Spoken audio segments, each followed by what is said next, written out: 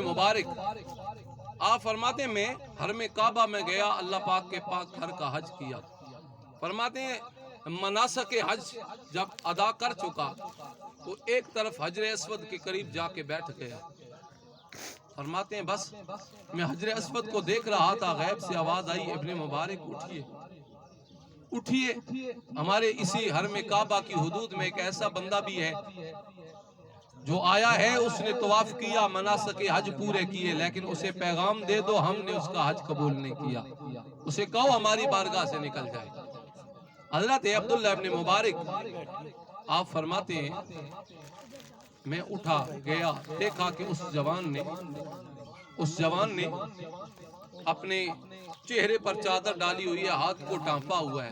فرماتے ہیں میں نے وہ ساری نشانیاں پا کے جب اسے جواب دیا تو اس جوان نے جواب دیا ابن مبارک یہ 1 سال 2 سال کی بات نہیں، 7 سال سے ہر سال آتا ہوں حرم کعبہ میں، اللہ کے گھر کا طواف کرتا ہوں۔ یہ جو گئے ہیں یہ جانتے ہیں کہ وہاں مشکلات در مشکلات حرم کعبہ میں طواف کریں گے، صفا مروہ کی صحیح کریں، یعنی مشکلات ہیں حج میں، لیکن اتنی مشکلات سہنے کے بعد بھی اسے 7 سال سے وہ کہتا ہے کہ مجھے یہی پیغام ملتا ہے کہ تیرا حج قبول نہیں ہوا۔ ابن مبارک فرماتے میں نے اس سے پوچھا تو نے جرم کون سا کیا کہ یہ 7 سال سے یہ پیغام تجھے مل رہا؟ تو وہ کہنے لگا اے ابن مبارک ماجرا یہ ہے کہ ماہ رمضان کا مہینہ تھا، میں اپنے گھر میں آیا، ایک ہاتھ میں گوشت تھا، ایک ہاتھ میں شراب کا پیالہ۔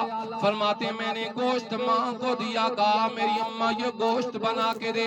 میری ماں نے فرمایا بیٹا ماہ رمضان ہے، رمضان کا تقدس میں پائمال نہیں کرنے والی، میں دن کے اس وقت میں تجھے گوشت نہیں بنا کے دوں گی، افطاری کے وقت کھائے گا تو تجھے مل جائے گا۔ وہ نوجوان کہنے لگا اماں جی یا گوشت بنائے گی یا اپنی جان دے گی؟ اس ماں نے کہا بیٹا جان تو دے سکتی ہوں، لیکن اللہ کی عظمتوں والا مہینہ میرے پاس آیا ہے، اس عظمتوں والے مہینے کا تقدس پامال نہیں کر سکتی، اس لیے کہ وہ جانتی تھی کعبہ وہ ہے جو گناہگاروں کو بلا کر ان کے گناہوں کو معاف فرماتا ہے۔ یعنی میرے نبی نے فرمایا جب بندہ حرم کعبہ میں جاتا ہے پہلی نگاہ کعبے پہ پڑتی ہے، اس پہلی نگاہ میں اللہ مومن کے زندگی کے سارے گناہوں کو معاف فرما دے۔ پہلی نگاہ پڑے جو مانگ لو حرم کعبہ میں رب عطا فرمائے گا، لیکن حرم کعبہ بلا کر گناہوں کو معاف کرتا ہے، لیکن رمضان وہ ہے جو بلا کر نہیں گھر میں آ کر دروازے پہ دستک دے کے کہتا ہے آجا بندے رب سے معافی مانگ، میں تیرے گناہوں کو معاف کرنے آ گیا۔ اس بڑھیا نے کہا نہیں اللہ کی رحمتوں والا مہینہ ہے، یہ تو بلا کر گناہگاروں کے گناہوں کو معاف فرماتا ہے، یہ کام میں نہیں کرنے والی۔ اس جوان نے ماں کے چہرے پہ تماچا مارا، ادھر قریب آگ جل رہی تھی، ایک طرف سے اس کی ماں کا چہرہ جل گیا، ایک ہاتھ جل گیا، وہ نوجوان گھر سے نکل گیا، حرم کعبہ میں چلا گیا، 1 سال نہیں 2 سال نہیں 7 سال گیا، ہر سال یہی پیغام ملا تیرا حج قبول نہیں ہوا۔ ابن مبارک نے فرمایا پھر یہاں کیا کرے، پہلے جا اپنی ماں سے معافی مانگ، اس کے بعد اللہ رب العالمین تجھے معاف کرے گا۔ وہ نوجوان کہتا ہے ہر سال حج کر کے جاتا ہوں، میری ماں کہتی ہے تیرے لیے اس گھر کے دروازے بند ہیں۔ فرماتے ہیں لوگوں ابن مبارک نے مجھے کہا چلو اٹھ آج میں تیرا سفارشی بن کے تیری ماں کے پاس جاتا ہوں۔ رسول اللہ کی حدیثوں کا محدث ابن مبارک اس جوان کے ساتھ جب اس کے گھر پہ آئے، دروازے پہ دستک دی، بڑھیا نے کہا بیٹا دروازے بند ہیں تیرے لیے واپس چلا جا۔ کہتے ہیں ابن مبارک میں نے کہا ماں صرف تیرا بیٹا نہیں، رسول اللہ کی حدیثوں کا محدث بھی تیرے دروازے پہ کر۔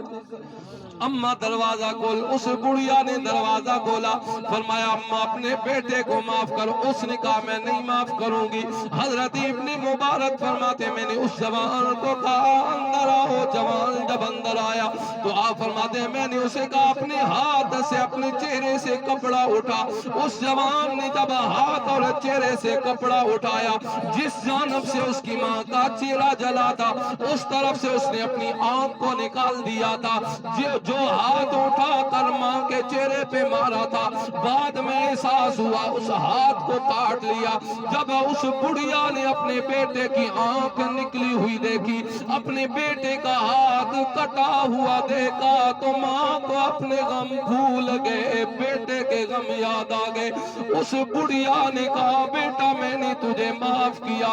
غیب سے آواز آئی ابن مبارک اس جوان کو پیغام دے دو اب ہمارے گھر میں آئے یا نہ آئے, ہم نے اس کے پچھلے 7 سال کے حجوں کو قبول فرما لیا. ایک گناہ میرا ماں پیو دے کے تے دیوے تیسی نکالا, تے لکھ گناہ میرا مولا وے کے تے پردے پا